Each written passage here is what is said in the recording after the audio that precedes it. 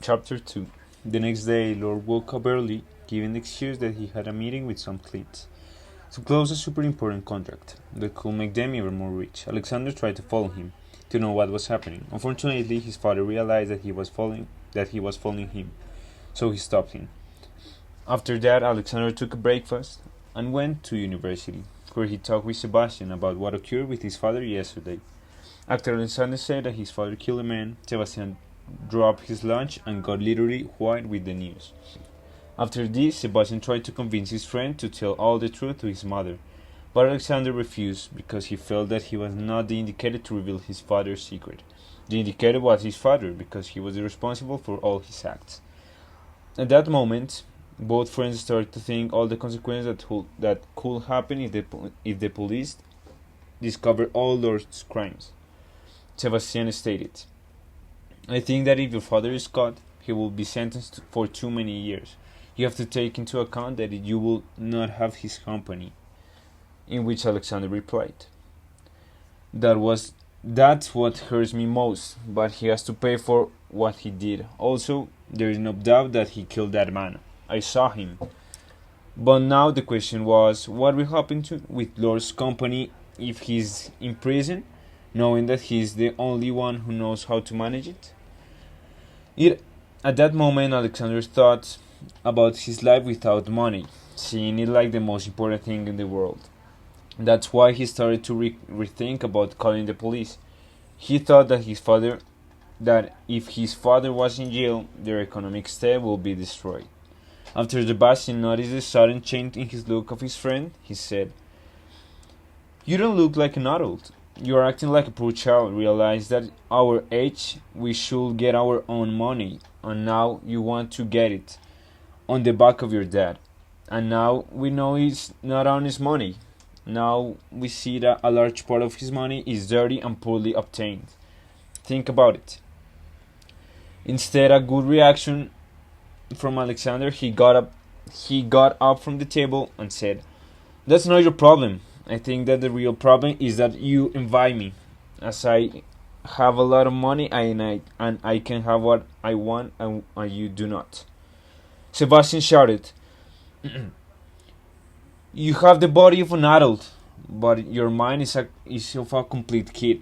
Continue like that, life will be in charge of making you mature, but life will wake you up in a strong way. It will not be anything light. But that's your decision, not mine.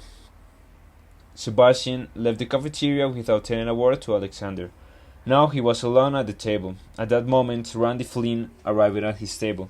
He was the worst company anyone could have. While taking a decision, Randy told him, The most important thing a man needs to survive is money. Because all the other things you could buy them with money, like a girlfriend, a family, your friends. In conclusion, you can buy whatever you want, only with money.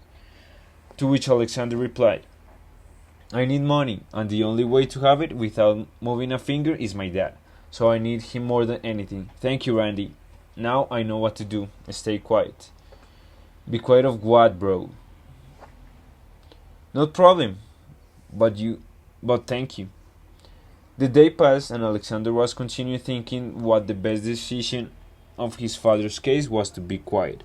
Finally, he got home. Alexander designated a strategy to continue talking with his mother without lying. That night, Lord was taking longer than normal.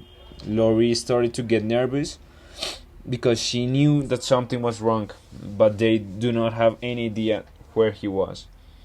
2 hours later, the phone rang. It was Lord calling from a police station. He told Lori that he was being blamed for crimes that he didn't commit, but he told Lori to contact Anthony Blade, the best lawyer in the country.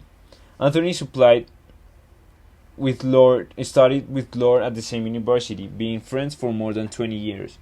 In these times, Anthony and Lord were very close. They went to parties together and they would count on each other at any time.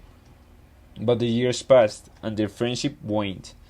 They both took different paths. Now, more than nothing, Lord needed his best friend to get out of that situation that could ruin his family and his life. Lori calmed her husband by telling him that Anthony will make whatever is possible to save him from going to jail. But the only thing that he could do right now is to be calm. Lori took his jacket and packed clothes and food for Lloyd, in case he had to stay the night on the station. Alexander was imagining the worst. After hearing that it was his father, he thought that he had been kidnapped and that it was a man asking his mother for money to leave him free. But then his mother tried to explain to his son that was really what was really occurring. When Lori told him all the truth, Alexander was astonished by the news. And the first thing he thought was what would happen with the company, knowing that if his father was absent, no one could be in charge of it, making the company go bankrupt completely. Alexander didn't show a sign of anguish about his father's state. Instead, he was worried about the money they would lose because of having his father in prison. When his mother saw his behavior, she saw that Alexander was too young to understand what was happening. So he only avoided and left the house to go to the police station. While Lori drove to the station, she called Anthony to tell him that his best friend from the university needed him more than nothing. After calling 3 times, finally Anthony answered, and when Lori told him all the story, Anthony said, "It was about time that this vandal was caught, always dirtying others and leaving intact. I am very happy that now he will be in a jail as he deserves." After Lori heard Anthony's happiness, she started to insult him and asked him why he was so ungrateful, knowing that her husband helped with him every time he needed. In which Anthony answered, "You don't know? Your husband involved me in a money laundering in his company. Thanks to the act that I was able to prove my innocence, I do not went to jail. What a great friend. I got dirty with his problems and he was going to live intact. Thank goodness justice will be done and he will pay for everything." Lori defends her husband, thinking that he is a good man that was only being guilty for crime that he won't commit. So the conversation ended with Lori telling Anthony that he was wrong and that his husband was only a victim, where she finally said, "You will regret having turned your back on your friend." After she finished the call, she started to cry, thinking that maybe all the things that Anthony told her might be true. She realized that his charming prince can be a beast, that all the money he has earned has been through corruption and vandalism. "I live in a lie all my life. How I can be so stupid. He was lying to me all the time." When she drove at the station, she met with her husband. He was handcuffed, wearing the orange clothes, where Lori realized that the police didn't have any doubt of Lord's crimes, and he was guilty, and there was no power on earth that could prevent the consequences. Lori told her, "I swear I'm innocent. Do you think I'm able to commit all those crimes?"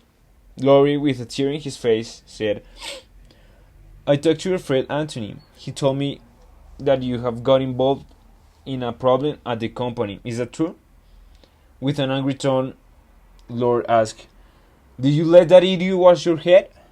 Everything he told you is a lie, and I'm the true victim." Lori threw the bag at him with his things, telling him criminal and all his money is dirty and they shouldn't have it. So Lord realized that his wife already knew the whole truth from what he told him.